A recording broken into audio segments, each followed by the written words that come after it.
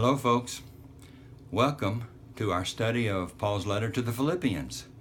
I'm so glad that you are a part of our study, and I thank you for your participation because it only enriches this study for the rest of us.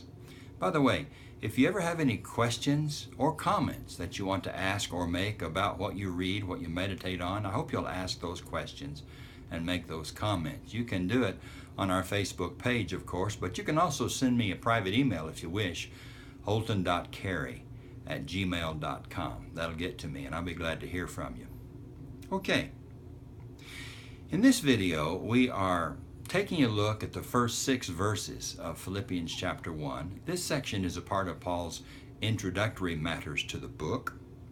And I want to take a closer look at just a few things in these verses. First of all, Paul lays claim to one title, right? Slave of Christ Jesus. Now, Paul does not often use this title, right? Only here and in Romans 1 and verse 1 does he use this title, Slave of Christ Jesus. And I wonder what this must have meant, especially to the Gentile readers in Philippi when they heard that Paul is a slave. Yes, a slave, but a slave of Christ Jesus. What do we learn about Paul in these verses 1 through 6? Well, 3 things, I think. We learn that he's prayerful, that he's thankful, and that he's joyful. And hey, don't you like that alliteration? Paul is prayerful, thankful, and joyful. He's thankful for people. He sees them as gifts of God that God has brought into his life, and they are a source of great joy and thanksgiving for him.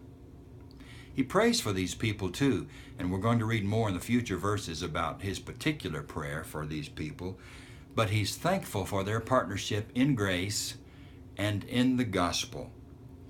I think here's a fairly good way to consider or describe Paul's spirituality.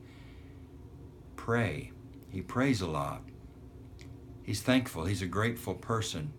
And he's full of joy. Hey, joy is a gift of the Spirit, right? It's a characteristic that Spirit-filled people share. They are joyful. So I like that description of Paul's spirituality.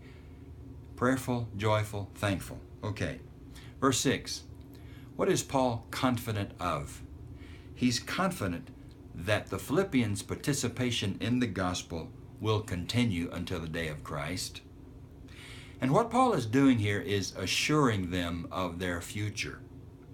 Of course, the guarantee of their future is the one who is doing his work in them, and that's God himself. I like that thought. Let's talk briefly about application. Don't know how you would apply these particular verses, but I have just 2 or 3 points of application, if you don't mind if I share them with you. Number 1, the highest of all titles of honor is slave of Christ Jesus. I'm a servant of Christ Jesus, and there's nothing more important or more honorable than being a servant of Jesus, right? Number 2, I can follow Paul in being prayerful, thankful, and joyful. And maybe that's a good place to start to become a more spiritual person, right? Spend more time in prayer. Show more joy in your life and be grateful for what God has done for you. Number 3, let's all rest assured in the confidence of our salvation and in the certainty that God will complete the work that he has begun in us. Boy, I like that thought.